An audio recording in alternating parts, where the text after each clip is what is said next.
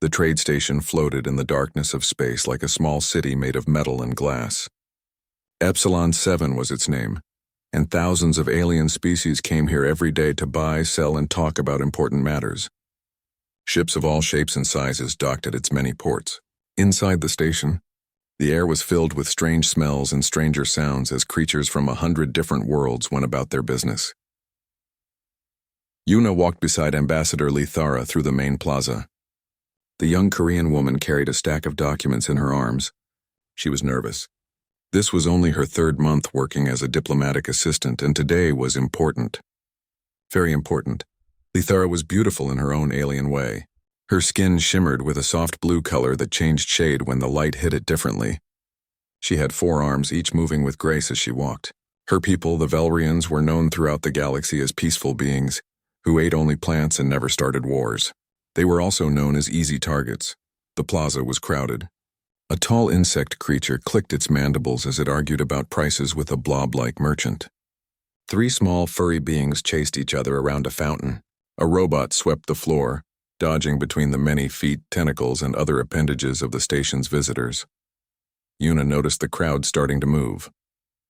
People were backing away from something ahead. Her stomach tightened. She had a bad feeling, then she saw them. 7 tall figures blocked their path. They were Draxians, and everyone in the galaxy knew to fear them. They looked like someone had taken a lizard and made it walk on 2 legs, then made it 2 meters tall and covered it in thick scales that could stop most small weapons. Their eyes were cold and yellow. The leader stepped forward. His name was Krelvan, and he wore armor decorated with marks that showed he had killed many enemies. He smiled, showing rows of sharp teeth. "Well, well," Krelvan said, his voice deep and rough. "Look what we have here. A little grass-eater come to talk peace." He laughed, and his warriors laughed with him. Lithara stopped walking. She held her head high. "I am Ambassador Lithara of the Velrian Council. I have come for the scheduled peace negotiations. Please let us pass." Krelvan moved closer. He was almost twice Lithara's height. "Peace? Your kind speaks of peace because you are weak. You have no claws, no teeth, no fire in your blood." He looked around at the watching crowd. Why should the mighty Draxian consortium negotiate with creatures who cannot even defend themselves? Yuna felt anger rising in her chest. Ambassador Lithara has every right to— One of Krelvan's warriors shoved Yuna hard. She stumbled and dropped the documents. Papers scattered across the plaza floor. The crowd watched in silence. No one moved to help. Everyone knew that interfering with Draxians was dangerous. Their empire was old and powerful. They had destroyed entire civilizations who stood against them. Lithara knelt down slowly, gathering the papers with her 4 hands. Her movements were calm, but Yuna could see the slight trembling in her fingers. Krelvan laughed again. Then he did something that made Yuna's blood run cold. He stepped closer to the kneeling ambassador and spat directly in her face. The liquid ran down Lithara's cheek. She closed her eyes. The crowd gasped. Even by the rough standards of galactic politics, this was a terrible insult. To spit on an ambassador was to spit on their entire species. "That is what I think of your peace," Krelvan announced loudly. "Go back to your weak little world and tell your people that the Draxians do not negotiate with food." Yuna rushed to Lithara's side, pulling out a cloth to clean the ambassador's face. She was shaking with rage and fear. 2 Korean security officers, Hyun and Dae, stood at the edge of the crowd. Their hands moved toward their weapons, but they hesitated. Starting a fight with 7 Draxian warriors would be suicide. Lithara whispered something in her own language. It sounded like a prayer or maybe a warning. She looked past Krelvan toward the far end of the plaza. Yuna followed her gaze. There was someone there, a figure walking toward them through the crowd. The way he moved was strange. Each step was measured and deliberate, like he was counting them. The crowd began to part before him, even though he had not asked them to move. Krelvan was still laughing, telling his warriors how they would soon claim more Velrian worlds for their empire. He had not noticed the approaching figure yet, but others had noticed. An old merchant from the insectoid Chitik race suddenly grabbed his goods and hurried away. A group of traders who had been watching began to back up, putting more distance between themselves and the Draxians. Something was happening. Something that made the experienced space travelers nervous. The figure came closer. Now Yuna could see him clearly. He was human, A man, probably in his 30s, with dark hair and Asian features. He wore simple civilian clothes, just a dark jacket and pants. Nothing special. But the way he moved, there was something about it that made Yuna's trained eye notice. She had seen soldiers before. This man moved like a soldier, even though he wore no uniform and carried no visible weapons. Then she recognized him. Captain Jiho Park. She had seen him from a distance several times during their diplomatic tour. He was always there, always watching from somewhere in the background. She had been told he was their security consultant, but she had never spoken to him directly. Jiho walked past a fountain, past a group of merchants, past the security officers Hyun and Dae. Neither officer tried to stop him. In fact, Dae nodded slightly as Jiho passed, as if giving permission for something. The crowd was now completely silent. Even the normal sounds of the busy plaza seemed to fade away. Hundreds of eyes watched the human approach. Krelvan finally noticed that something was wrong. His warriors had stopped laughing. One of them was staring past him with wide eyes. The Draxian leader turned around. Jiho stopped walking. He was now 3 meters away from Krelvan. Close enough to talk, far enough to react. He looked at the scene, the scattered papers, Yuna holding the cloth to Lithara's face, the ambassador's wet cheek still showing where she had been spat upon. His face showed no anger. No rage, no emotion at all, just calm, the kind of calm that comes before a storm. "You have 30 seconds to apologize to the ambassador," Jiho said. His voice was quiet, almost soft, but in the silence of the plaza, everyone heard it clearly. Krelvan stared at the human, then he started to laugh again. Krelvan looked at Jiho the way a predator looks at something too small to be interesting. The Draxian leader was more than 2 meters tall. His scales were thick and battle-scarred. His claws could tear through metal. And this human barely reached his shoulder. "A human?" Krelvan said, making the word sound like an insult. "Your species has been in space for what? 50 years? My people were building empires when your world was still primitive." He glanced at his warriors. "Do you even know how to fight, little human? Or do you just know how to talk?" Jiho's expression did not change. He stood perfectly still, hands relaxed at his sides. 25 seconds, he said. The crowd pressed back further. More space opened around the confrontation. Yuna noticed something strange. The aliens who were leaving were not the weak-looking ones. They were the big ones, the armored ones. The species who looked like they could handle themselves in a fight. They were the ones backing away fastest. An elderly Chitik merchant scuttled past Yuna, his insect legs clicking rapidly on the floor. She heard him muttering in Galactic Common. "Doesn't know. The fool doesn't know what humans are." Krelvan stepped toward Jiho. Each of his footsteps was heavy enough to be heard across the plaza. "Let me teach you something about respect, human. In space, the strong take what they want. The weak beg for mercy. Your kind has not learned this yet." 20 seconds, Jiho said. One of the Draxian warriors, a female with red markings on her scales, spoke up. "Commander, perhaps we should—" "Silence!" Krelvan roared. He looked back at Jiho. "I have killed beings twice your size. I have conquered worlds. I have made species extinct. And you dare to give me a time limit?" 15 seconds, Jiho replied. His voice remained quiet and level, like he was reading numbers from a list. Krelvan's yellow eyes narrowed. "I will enjoy breaking you," he gestured to his warriors. "Surround him. When I am done teaching this human his place, I want witnesses who can spread the story." The 6 Draxian warriors moved into a circle around Jiho. They were professionals. Even though they looked confident, they kept their hands near their weapons. Plasma blades, neural disruptors, things that could kill most beings instantly. Jiho turned his head slowly, looking at each warrior in turn.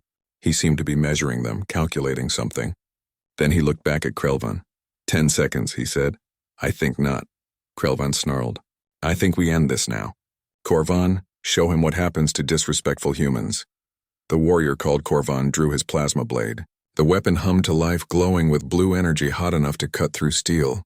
He was big, even for a Draxian, with scars across his face that told of many battles won. Korvan moved forward fast. For such a large creature, his speed was impressive. The plasma blade came down in an arc that would have cut Jiho in half. Jiho moved. It happened so fast that many in the crowd could not follow it. One moment, Jiho was standing still. The next moment he was beside Korvan instead of in front of him. His hand struck the warrior's wrist with surgical precision. The plasma blade flew from Korvan's grip and clattered across the floor. Before Korvan could react, Jiho's other hand found a pressure point in the Draxian's arm. There was a sharp crack. Korvan screamed and dropped to his knees, clutching his now broken limb. 3 seconds had passed. 2 more warriors attacked together, coming from both sides. Good tactics. But Jiho was already moving. He ducked under one blade, rolled forward, and came up behind both attackers. 2 quick strikes. 2 more Draxians fell, one unconscious, the other gasping for air and unable to stand. 6 seconds total. The crowd was completely silent now. Even the background hum of the station system seemed loud in comparison. The remaining warriors hesitated. They looked at their commander, waiting for orders. These were veteran soldiers who had fought in dozens of campaigns. They knew when they faced something dangerous. Krelvan's confidence wavered for just a moment. But his pride was too strong. He had built his reputation on strength and dominance. To back down now in front of hundreds of witnesses would destroy everything. Useless, he roared at his warriors. I will handle this myself. Krelvan drew his own weapon, a massive blade designed for his size and strength. He charged at Jiho with a speed that seemed impossible for something so large. Jiho did not run. He did not try to dodge. Instead, he stepped forward to meet the charge. This surprised Krelvan. It was exactly the wrong thing to do. The Draxian swung his blade with all his strength, a blow that would smash through armor. Jiho moved aside at the last possible moment. The blade passed so close that it cut through his jacket. But his body was untouched, and now he was inside Krelvan's guard, too close for the big warrior to swing effectively. Your species evolved on a 0.7 G world, Jiho said conversationally, as if he was teaching a class. His hand caught Krelvan's wrist. Mine evolved on a 1.0 G world. Do you understand what that means? Krelvan tried to pull his arm free. He could not. The human's grip was like iron. It means every moment of my life I have fought gravity 30% stronger than what you grew up with. Jiho continued. He applied pressure. Krelvan's thick scales began to crack. It means my bones are denser. My muscles are stronger. My reflexes are faster. Krelvan swung his other fist at Jiho's head. Jiho caught it easily with his free hand. Your reaction time is about 0.3 seconds, Jiho said. Mine is 0.15 seconds. In a fight, that is the difference between life and death. The pressure increased. Both of Krelvan's wrists were now cracking. The proud Draxian warrior, who had terrified species across multiple star systems, screamed in pain and dropped to his knees. The crowd watched in shock. Some were recording on their devices. This footage would spread across the galaxy. Jiho's face still showed no anger. Just calm professionalism. He looked down at the kneeling Draxian. The ambassador requires an apology, he said quietly. Now, a voice crackled over the station's communication system. It was female, speaking in Korean-accented Galactic Common. Captain Park, this is Commander Shin on the Indomitable. We detected a disturbance. Do you require assistance? Jiho did not take his eyes off Krelvan. He tapped a small device on his collar. Negative, Commander Shin, situation is well in hand. Understood. We remain on standby. Krelvan looked up at Jiho. His yellow eyes were filled with pain and, for the first time, fear. This human had defeated him and 4 of his best warriors in less than 20 seconds, and he had done it while barely seeming to try. Around the plaza, the crowd began to whisper. Krelvan knelt on the cold floor of the plaza, his thick scales cracking under the pressure of Jiho's grip. Pain shot through both his arms. He had been in hundreds of battles, had felt pain many times before. But this was different. This was humiliation. Around him, his warriors lay defeated or retreated, and the human had not even broken a sweat. I apologize, Krelvan forced the words through his teeth. Each syllable felt like swallowing broken glass. Louder, Jiho said calmly. The ambassador needs to hear you. Krelvan's pride screamed at him to refuse. But survival instinct was stronger. I apologize, Ambassador Lithara. I have insulted you and your people. I was wrong. Jiho released him and stepped back. Krelvan collapsed fully to the ground, cradling his injured wrists. Around him, the crowd remained silent. Hundreds of beings from dozens of species had just witnessed something that would be talked about for years. Lithara stood up slowly. Yuna helped steady her. The ambassador looked at Krelvan with sad eyes. not angry ones. I accept your apology, she said softly. I hope someday your people will understand that strength without wisdom is just violence. Before anyone could respond, a new figure pushed through the crowd. It was another alien, tall and thin with gray skin and large eyes. He wore the robes of a scholar, and on his chest was the symbol of the Galactic Historical Society.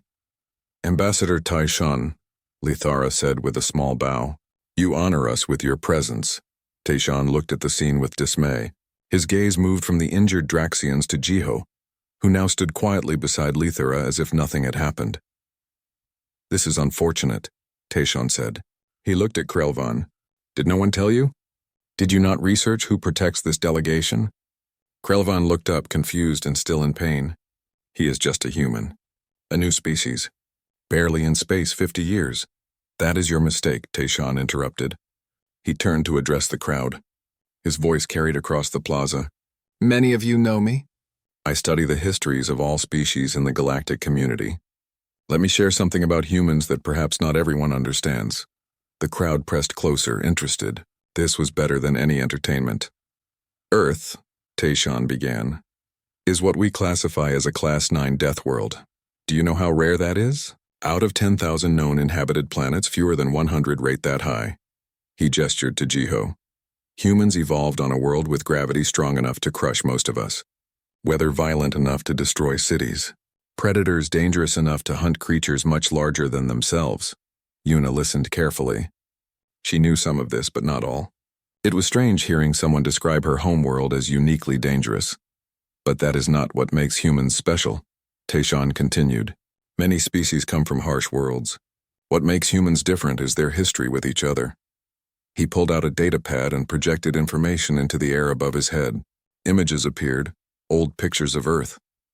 Humans spent 10,000 years fighting each other, Taishan said. War after war after war. They developed weapons that could destroy their entire planet. They created military tactics and strategies that we now study in our own academies. They learned to fight in every environment. Land, sea, air, even in space. The images changed, showing human soldiers in different time periods. Ancient warriors with swords, medieval knights in armor, modern soldiers with advanced weapons. And then 50 years ago they finally unified their planet, Taishan said. They put aside their differences and joined together. When they discovered they were not alone in the universe, they joined the galactic community with one message. Never again. Never again what? Someone in the crowd asked. Never again would they allow tyranny and oppression, Taishan answered. Not on their world and not on any world they could protect.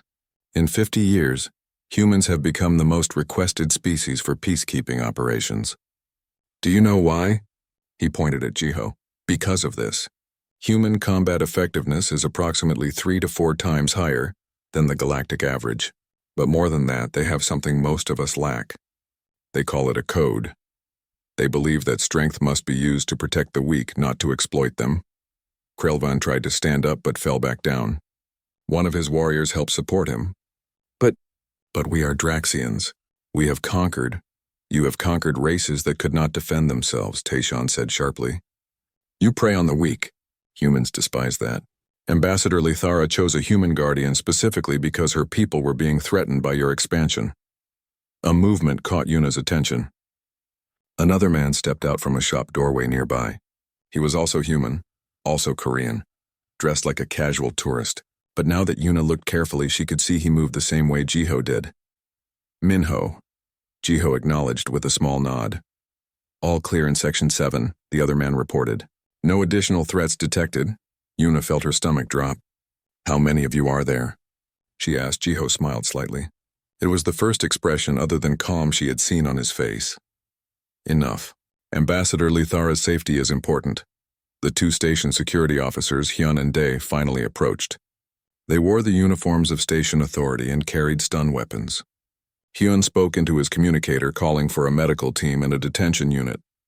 Thank you for your restraint, Captain Park, Dae said formally. We saw everything on the security cameras. Clear self-defense and defense of others. The Draxians will be detained for assault on a diplomatic official. Will there be consequences? Yuna asked. I mean, politically? Hyun smiled. The Draxian government will apologize within the hour. They will pay reparations to the Velrian people, and they will continue their peace negotiations in good faith. How do you know? Yuna asked. Because the alternative is dealing with angry humans, Day said simply. 3 years ago, a Draxian raiding party attacked a human medical ship. It was against all galactic laws. The humans sent one ship in response. It disabled the entire Draxian border fleet in 4 hours without destroying a single vessel or killing anyone. Since then, the Draxians are very careful about crossing humans. Medical teams arrived and began treating the injured Draxians. Krelvan was helped onto a stretcher, still looking at Jiho with a mixture of fear and confusion. Lithara gently touched Jiho's arm with one of her 4 hands. This is the 3rd time you have protected me on this tour, Captain. I'm grateful. Just doing my job, Ambassador, Jiho replied. It is more than a job, Lithara said. You risk yourself for someone not of your species, for a cause that is not originally yours. That is the definition of honor. Ambassador Taishan approached them. I am filing a full report on this incident. It will include high praise for human professionalism and restraint. Captain Park, you could have killed Krelvan and his entire unit within seconds. Instead, you gave him a chance to apologize. You used exactly the amount of force necessary and no more. That is the mark of a true warrior. Jiho bowed slightly. My people have learned hard lessons about unnecessary violence. We try to do better now. The crowd began to disperse. Many were still recording, still talking excitedly about what they had witnessed. Yuna knew that by tomorrow this story would be on 1,000 worlds. She helped Lithara gather the scattered documents. The papers that Krelvan had knocked from her hands now seemed like such a small thing compared to what had happened. Are you all right? Yuna asked the ambassador quietly. Lithara smiled. It was a genuine smile despite everything. Yes, because I knew he was there. I always know Jiho is nearby. That knowledge makes me brave enough to do this work. Yuna looked at Jiho, who was speaking quietly with Minho, probably coordinating their next security positions. Why does he do it? She asked. Why do humans care so much about protecting others? Lithara thought for a moment. I once asked him the same question. He told me that humans have a saying. All that is necessary for evil to triumph is for good people to do nothing. He said humans spent too long doing nothing while bad things happened on their own world. Now that they have the strength to act, they refuse to stand by and watch others suffer. Around them, the plaza slowly returned to normal. Merchants went back to their business. Travelers continued on their journeys. But something had changed. Word would spread. The weak species of the galaxy would hear this story and feel hope. The predatory species would hear it and think twice. And somewhere on dozens of human ships patrolling the trade routes, other guardians like Jiho would continue their watch. 3 days passed since the incident in the plaza. Yuna sat in the diplomatic gallery overlooking the Galactic Council chambers. Below, representatives from hundreds of species gathered for an important session. The great room was circular, with seats arranged in rising tiers so everyone could see the center floor, where speakers presented their cases. Lithara stood in that center now, her 4 arms holding a datapad and notes. She looked calm and confident. Behind her, at a respectful distance, stood Jiho in formal attire. He was not part of the official delegation, but everyone understood his presence. He was there to ensure nothing happened to the ambassador. The Velrian petition for protected status has been received, announced the council speaker, a floating jellyfish-like creature from a water world. We have heard arguments for 3 days. Now we vote. Yuna knew this was the moment everything had been building toward. If the vote passed, Lithara's people would receive official galactic community protection from Draxian expansion. If it failed, the Velrians would be left to defend themselves against an empire that saw them as easy conquest. Before we vote, said a rough voice from the Draxian section, I wish to speak. Yuna tensed. It was Elder Vormin, one of the senior Draxian representatives. He was not the same species as Krelvan. The Draxian Empire contained several reptilian races, but he was still Draxian. Would he speak against the Velrians? Vormin moved slowly to the center floor. He was old, his scales faded, and his movements stiff with age. But his eyes were sharp and intelligent. I come before this council not to oppose the Velrian petition, Vormin said, but to support it, and I wish to explain why. A murmur ran through the chamber. This was unexpected. I have lived for 140 years, Formin continued. I have seen the rise and fall of empires. I have watched species grow strong and then collapse under their own weight, and I have learned that true strength is not about conquest. It is about knowing when to stop. He turned slightly to look at where Jiho stood. 3 days ago, one of our warriors made a terrible mistake. Commander Krelvan insulted Ambassador Lithara and assaulted her dignity. He did this because he believed the Draxian way was the only way. That might makes right and the strong rule the weak. He learned differently, Formin said. He learned that there are beings in this galaxy who are stronger than us. And more, importantly, he learned that those strong beings choose to use their strength for protection, not domination. The elder moved to one of the large displays and brought up footage. Yuna recognized it immediately. It was security camera recordings from the plaza incident. The council watched as Jiho defeated 5 Draxian warriors in seconds, then forced Krelvan to his knees. This human could have killed them all, Formin said quietly. He had the skill and the opportunity. Instead, he demanded only an apology. That is not weakness, that is strength under control. He changed the display to show different footage. This is from the siege of Outpost Kalar 3 years ago. Perhaps some of you remember. Yuna did not know this story. She leaned forward, watching carefully. The footage showed space combat. A small outpost, human-built from the look of it, was surrounded by hundreds of ships. The attackers were marauders, a mix of different pirate species. 200 humans held that outpost, Formin narrated. They were a medical and research station. They had 20 small defensive ships. The marauders had 5,000 warships and demanded surrender. The footage played. Yuna watched as the human ships moved in patterns that seemed impossible. They were outnumbered, outgunned, but they fought with a coordination and skill that turned the battle into art. They did not fight to destroy. They fought to disable. Ship after ship fell to precise strikes that knocked out weapons and engines but left life support intact. For 3 weeks, the humans held, Formin said. 3 weeks against 5,000 ships. They destroyed none of them. Killed almost none of the attackers. But they disabled so many vessels that the marauders finally gave up and retreated. He paused. When asked why they fought so hard for a small research station, the human commander said, "Because people were counting on us. Because running away would have meant death for the civilians we were protecting. Because that is what humans do." The footage ended. The council chamber was silent. Formin looked around at the assembled representatives. I tell you this story because it reveals something important about humans. They are not the strongest species in the galaxy. Their technology is not the most advanced. Their ships are not the fastest. But their determination, their tactical skill, and their refusal to abandon those they protect, these things make them formidable beyond their numbers. He gestured to Lithara. The Velrians asked for human guardians because they understood this. And I say we should grant them protected status, not because they are weak, but because protecting them is the right thing to do. The humans have taught us this lesson. It is time we learned it. Another figure stood in the gallery above. Yuna looked up and felt her breath catch. It was Admiral Sujin Quan, the highest-ranking human in the Galactic Fleet. She wore a formal uniform decorated with medals from dozens of worlds. May I address the council? Admiral Quan asked. You may, the speaker said. Admiral Quan came down to the central floor. She moved with the same purposeful grace that all humans seem to have.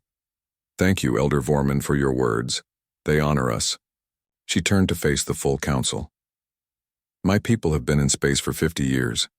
In that time, we have learned much about the galaxy and about ourselves. We have seen great beauty and great cruelty among the stars. Before we joined you, she continued, Earth was divided. We fought wars that killed millions. We built weapons that could destroy our entire world. We knew hatred and oppression intimately because we inflicted them on each other. Admiral Kwan's voice grew stronger. But we learned. We grew. We decided that the cycle of violence had to end somewhere, and we chose to end it with ourselves. When we unified, we made a promise. Never again would we be the cause of such suffering. and never again would we stand by while others suffered if we had the power to stop it. She walked slowly, making eye contact with representatives from different species. Some say we are naive. Some say we are too idealistic. Some say that we will learn the hard truths of galactic politics and become cynical like everyone else. They are wrong, Admiral Kwan said firmly. We have already learned the hard truths. We learned them in the trenches of our own wars. We learned them in the ashes of our own cities. We learned them from the history books that tell of horrors we inflicted on each other. That is why we are idealistic. Because we know what happens when good people do nothing. She stopped in front of the Draxian section. Your empire is old and powerful. You have achieved much. But you have also caused much suffering in your conquests. I do not say this to insult you. I say it because it is truth. And truth is the foundation of change. Vormin nodded slowly. Admiral Kwan turned back to the full council. Humanity offers its friendship to all species willing to coexist peacefully. We offer our protection to those who cannot protect themselves. We offer our strength in service of justice. This is not weakness. This is purpose. The Velrians deserve protection because all peaceful beings deserve to live without fear of conquest, she concluded. Vote as your conscience dictates, but know that humanity stands with the Velrians regardless of how this vote goes. That is our promise. She bowed and returned to her seat in the gallery. The speaker called for the vote. Lights began appearing on the great display. Green for yes, red for no, yellow for abstention. Yuna watched anxiously as the numbers climbed. Green lights dominated. Even some of the Draxian representatives voted yes. When the count finished, over 70% of the council had voted to grant protected status to the Velrian people. Lithara covered her face with her 4 hands. Yuna could see her shoulders shaking. She was crying, but from relief and joy. In the gallery, Jiho allowed himself a small smile. It was the most emotion Yuna had ever seen him display. Next to her, another human observer, a young lieutenant, whispered, "We did it. They're safe now." "Yes," Yuna said. "They're safe." As the council session ended and representatives began filing out, Yuna overheard conversations in a dozen languages. Many were discussing the human speeches. Some were praising the decision. Others were debating what it meant for galactic politics. But the message was clear. Humanity had changed something fundamental about how the galaxy worked.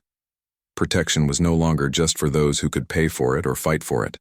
Now it was a right that the strong would defend for the weak.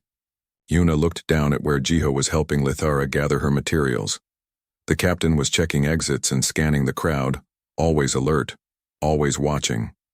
That, she realized, was the real gift humans brought to the galaxy.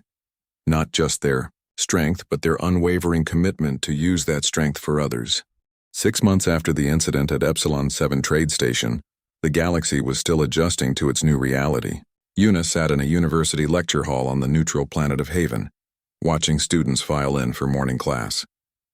The room was designed to accommodate dozens of species, with seats and desks of different sizes and shapes. This was the Galactic Relations course taught by Dr. Yoonji Choi, a Korean xenobiologist who specialized in cross-species understanding. Yuna had come to observe today's lecture because the topic was listed as Human Psychology and Protective Behavior. Dr. Yoonji stood at the front of the room. She was in her 40s with kind eyes and a warm smile. "Good morning, everyone. Please find your seats." Among the students, Yuna noticed a young Draxian. His scales were still bright with youth, unmarked by battle scars. He sat alone, looking nervous as other students gave him space. "Today we discuss something that has become very important recently," Dr. Yoonji began. "Human protective instincts. After the incident at Epsilon 7 and the subsequent council vote, many species want to understand why humans behave the way they do." She brought up an image of Earth from space. "This is where humans come from. A beautiful world, but also a dangerous one. Let me show you something." The images changed to show various Earth creatures. Large predators with huge teeth, venomous creatures in bright colors, massive animals that could crush smaller beings with one step. Humans are not the strongest creatures on their world, Dr. Yoonji explained. They are not the fastest. They do not have claws or armor or venom. So how did they become the dominant species? A student with tentacles raised one appendage. Tools, intelligence? Yes, but there is more, Dr. Yunji said. Humans survived through cooperation. They formed groups. They worked together. And they developed something that most species do not have to the same degree. She brought up brain scan images. This is a human brain responding to seeing someone in danger. These areas light up, the ones associated with empathy, emotional bonding, and protective response. For humans, seeing another being in danger triggers an almost automatic response to help. The young Draxian raised his hand. Dr. Yunji nodded to him. Professor Choi, he said, his voice uncertain, I am Velkus. I am here because my clutch brother was one of the warriors defeated at Epsilon 7. I need to understand. Why did the human not kill him? Why did he show mercy? Dr. Yunji smiled gently. That is an excellent question, Velkus. Let me show you something that might help explain. She brought up historical footage from Earth, images of humans doing remarkable things. A human jumping into a frozen river to save a drowning animal. Humans forming chains to rescue people from floods. Soldiers shielding civilians with their own bodies. Humans have what they call pack bonding, Dr. Yunji explained. They form emotional attachments very easily. They bond with their own families, yes, but also with friends, colleagues, even with animals. Humans domesticated wolves, predators that hunted them and turned them into loyal companions called dogs. She brought up pictures of humans with dogs. The animals were clearly happy, and so were the humans. Humans bond with creatures that are not even sentient. They give names to their vehicles. They feel sad when robots are damaged. They create emotional connections to fictional characters in stories. A small furry student spoke up. Is this a weakness? Do enemies exploit this? Some have tried, Dr. Yunji said. But it is not a weakness. It is a strength. Because when humans bond with someone, they will fight to protect that bond. They will endure hardship, risk danger, even sacrifice themselves for those they care about. She brought up footage from the Epsilon 7 incident. The class watched as Jiho defeated the Draxian warriors with swift efficiency. Captain Park could have killed all these warriors, Dr. Yunji said, but he chose not to. Why? Because humans understand suffering. They know what it is like to lose loved ones. They know the pain that violence causes, so even when fighting, they try to minimize unnecessary harm. Velkus watched the footage intently, but he hurt them. He broke my clutch brother's wrist. Yes, Dr. Yunji agreed. He used exactly the amount of force necessary to stop the threat and protect Ambassador Lithara. No more, no less. This is what humans call proportional response. It is part of their military training, but it is also part of their moral code. She changed the display to show human military doctrine. Human soldiers are taught rules of engagement that many species find confusing. They must identify targets. They must minimize civilian casualties. They must accept surrender. They must provide medical aid even to enemies who are no longer fighting. These rules make war harder for humans, Dr. Yunji continued, but they follow them anyway because they believe that how you fight matters as much as why you fight. A tall student from a warrior species spoke. This seems inefficient. If you have an enemy, destroy them completely. That is the logical path to victory. Humans tried that approach for thousands of years, Dr. Yunji said quietly. They learned it only creates more enemies. They learned that true peace comes not from destroying everyone who opposes you, but from giving former enemies a reason to stop fighting. She brought up more historical images from Earth. After one of their greatest wars, humans could have destroyed their defeated enemies completely. Instead, they helped rebuild those nations. Many of those former enemies are now their closest allies. Humans learned that mercy can be more powerful than revenge. The class sat in thoughtful silence. Velkus raised his hand again. Professor, how do Draxians earn human friendship? After what my people have done? Dr. Yunji walked over to stand near the young Draxian's seat. By learning what you are learning right now. By asking questions instead of assuming. By trying to understand instead of trying to conquer. She smiled. Humans do not hold grudges against entire species for the actions of some individuals. Captain Park did not hate your clutch brother. He just stopped him from hurting someone. She returned to the front of the class. Humans believe that anyone can change. Any species can grow. Any culture can learn. That is why they are so willing to help others. They believe in potential, in the possibility of becoming better. Another student asked, "What do humans want in return for their protection?" "That is the interesting part," Dr. Yunji said. "They do not want payment. They do not want territory. They do not want subordinate species. What they want is for everyone to be safe and free. That is all." "That cannot be all," a cynical-looking student muttered. "Everyone wants something." Dr. Yunji nodded. "You are right. Humans do want something. They want to live in a galaxy where strength protects instead of oppresses. They want to look at themselves and feel proud instead of ashamed. They want to know that they are making things better." She brought up one final image. It was a memorial on Earth with words carved in stone. The class translation systems converted it to their own languages.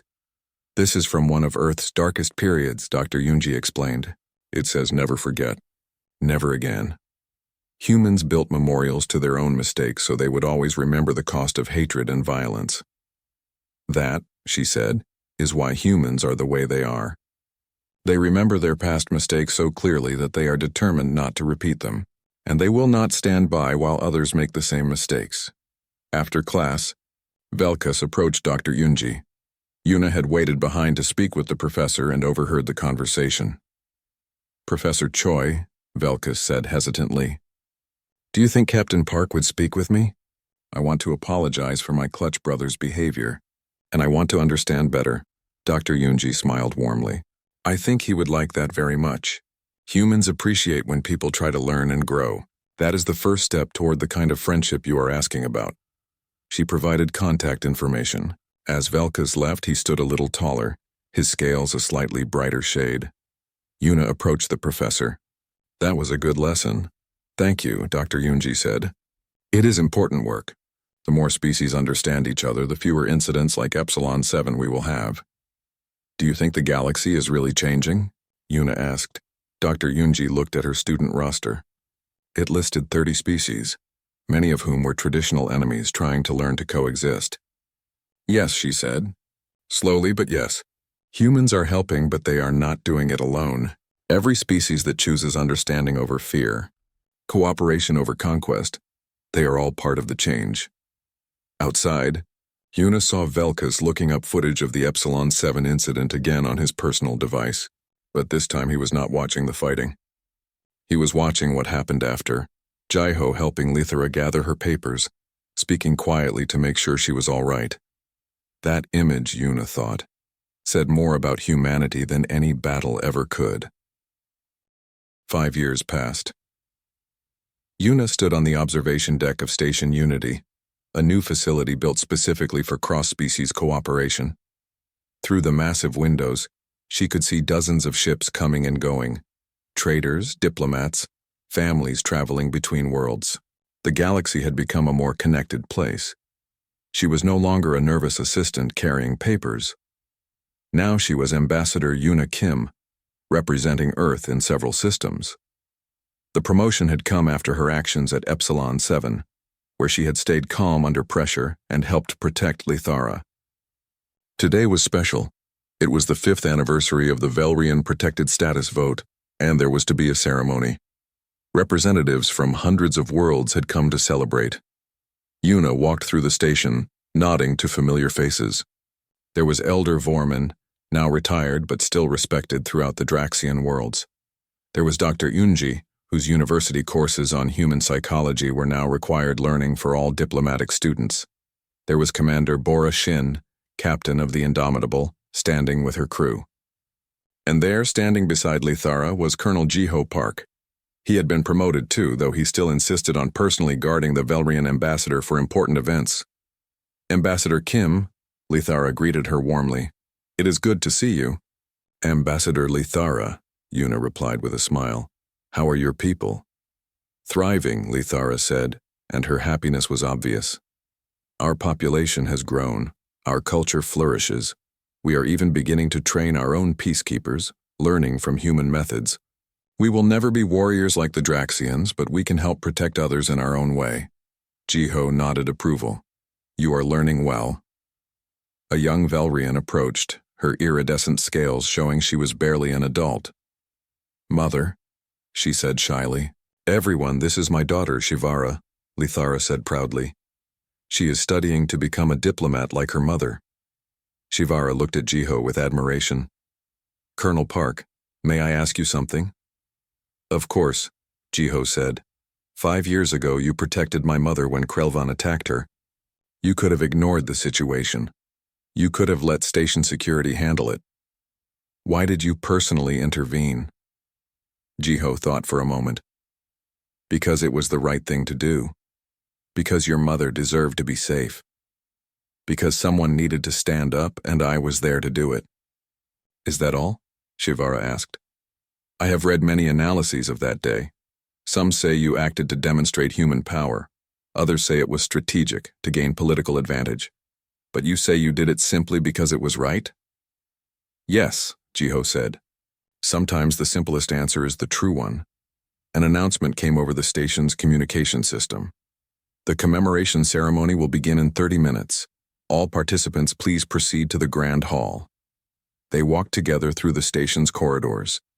Along the way, Yuna noticed how other beings reacted to their group. Many nodded respectfully to Lithara. Almost all of them watched Jiho carefully, not with fear exactly, but with awareness. Everyone knew who he was now. The footage from Epsilon 7 had become famous across the galaxy.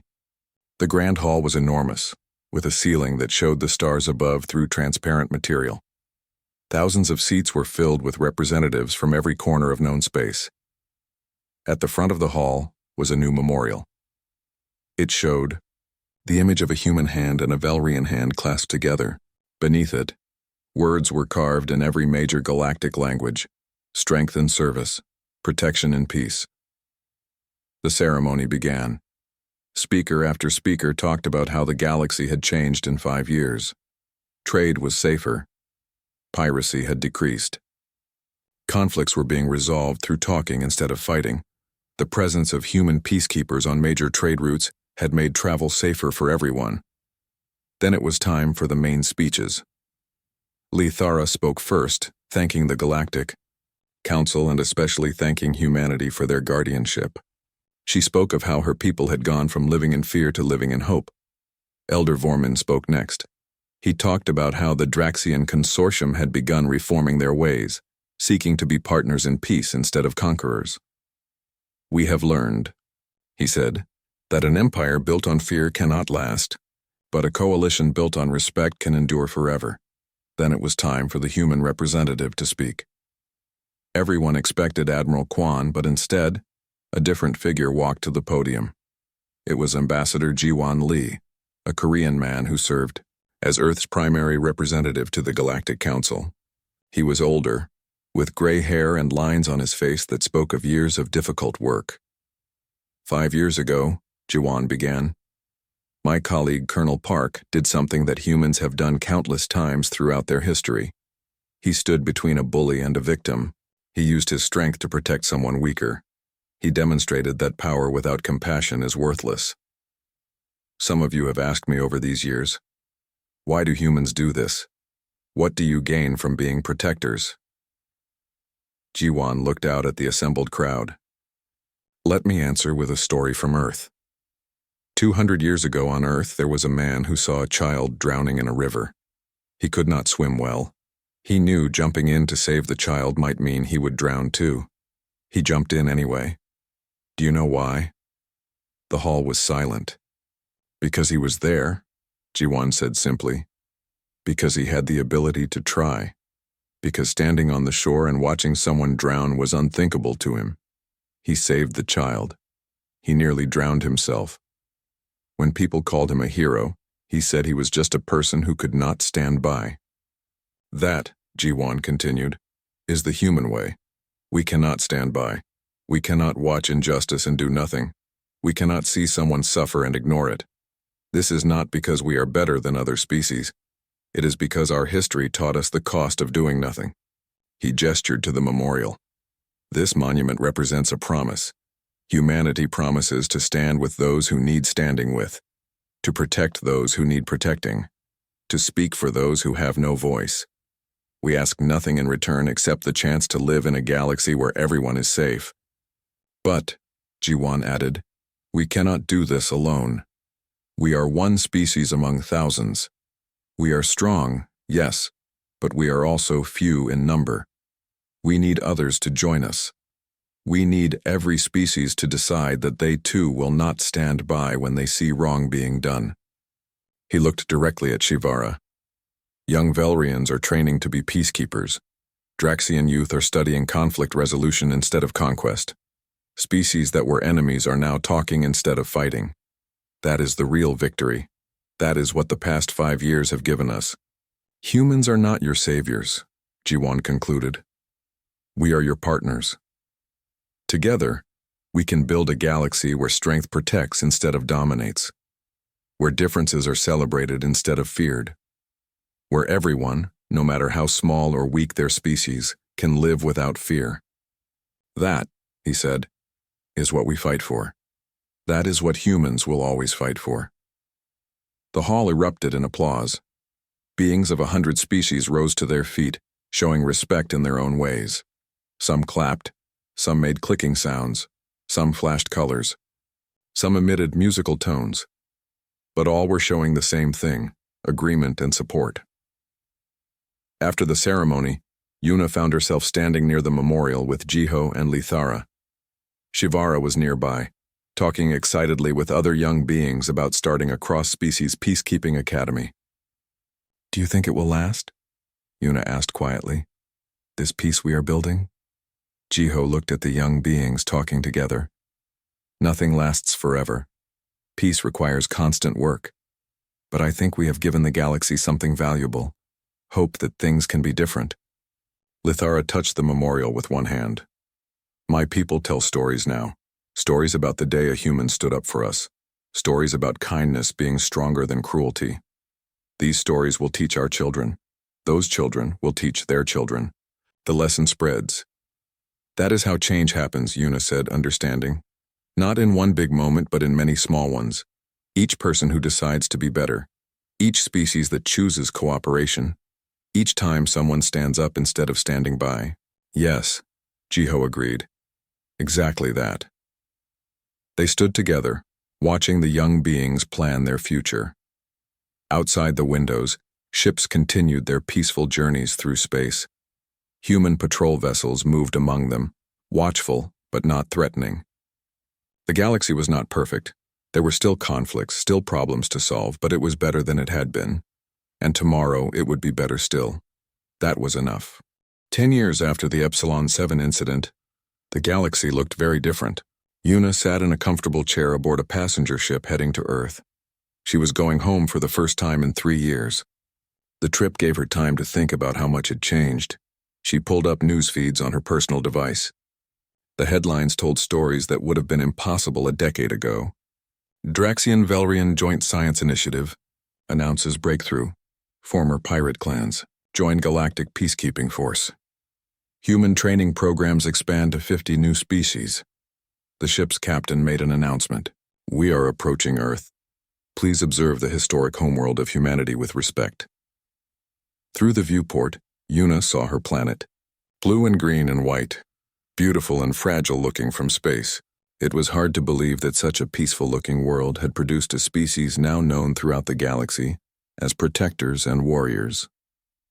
Earth orbit was busy. Ships from dozens of worlds waited their turn to visit. Some carried diplomats. Others brought students to human universities. Some were just tourists who wanted to see the famous death world where humanity learned to survive. After landing, Yuna took a transport to the Galactic Relations Center in what used to be called Sol. The building was massive, designed to accommodate beings of all sizes and types. Inside, she saw humans working alongside aliens in perfect cooperation. Today was another ceremony. The Galactic Council was presenting an award to the human peacekeeping forces for 10 years of exceptional service. More importantly, there would be a dedication of a new memorial for all species who had suffered under oppression. Yuna found Lithara in one of the preparation rooms. The Velrian ambassador looked the same as always, graceful, kind, and calm. Beside her stood Jiho, now a general, still serving as her guardian after all these years. Ambassador Kim, Lithara greeted her. Welcome home. It is good to be back, Yuna admitted. Though I am not sure I recognize this place anymore. So much has changed. Change is good, Lithara said. My daughter Shivara sends her regards, by the way. She is leading a peacekeeping unit on the Outer Rim. She learned from the best. She nodded to Jiho. Jiho smiled slightly. She learned from herself. I just showed her what was possible. They walked together to the ceremony hall. Along the way, Yuna noticed something wonderful.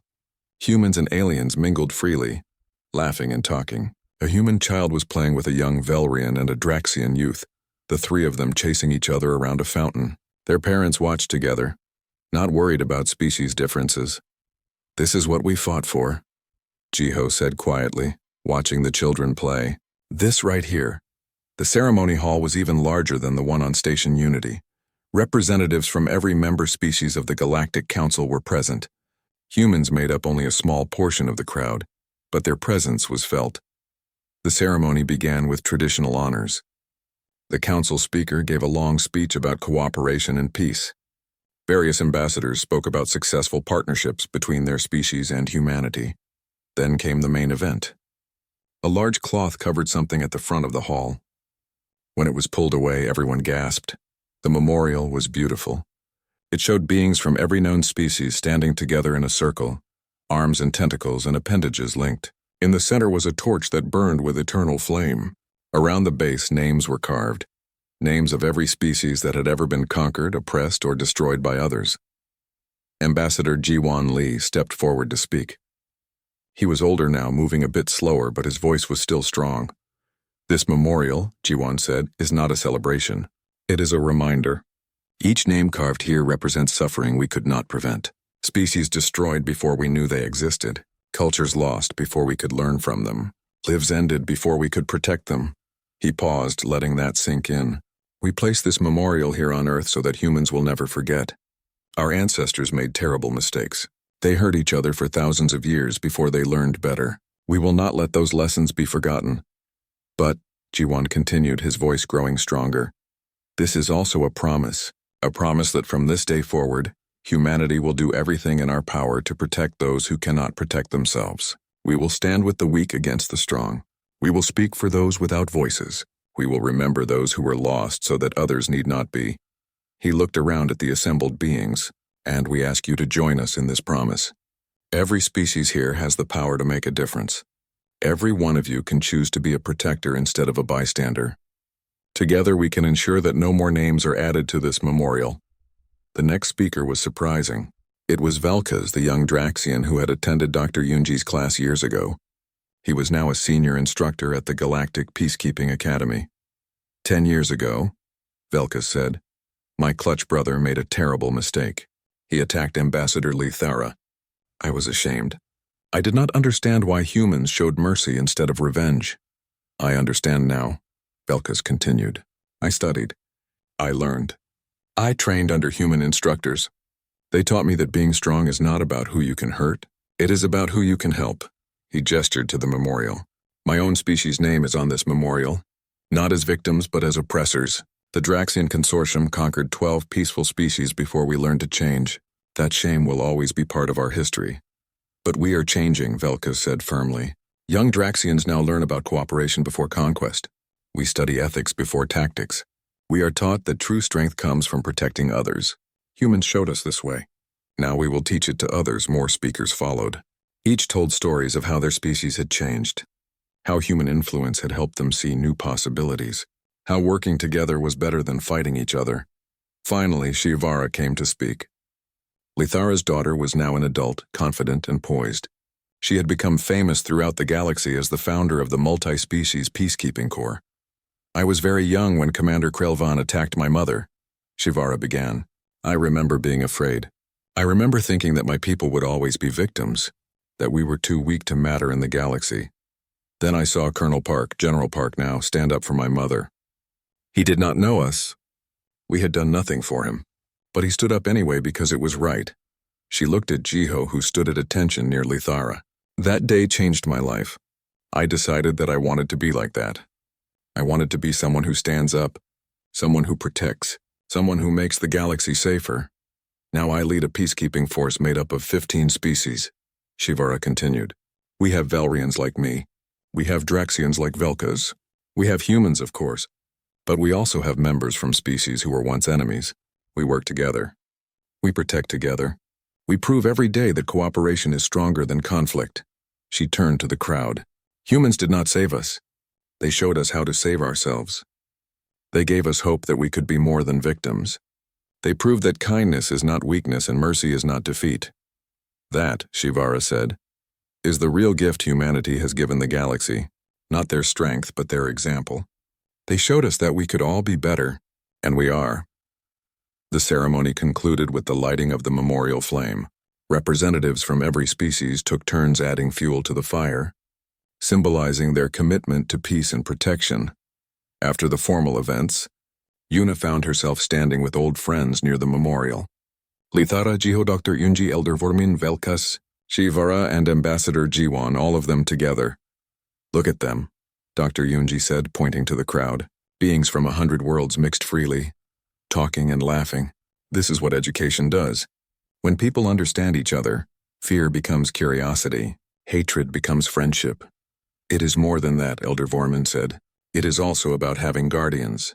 When people feel safe, they can afford to be kind. Humans provided that safety. They stood watch while the rest of us learned to trust each other. Yuna thought about the young woman she had been 10 years ago, nervously carrying papers and trying not to embarrass herself. She had been so worried about small things. She had not understood the bigger picture. What are you thinking? Jiho asked her quietly. I am thinking about that day in the plaza, Yuna said. I was scared. I thought we might die, but you were so calm, like you knew exactly what to do. I was terrified, Jiho admitted. This surprised Yuna.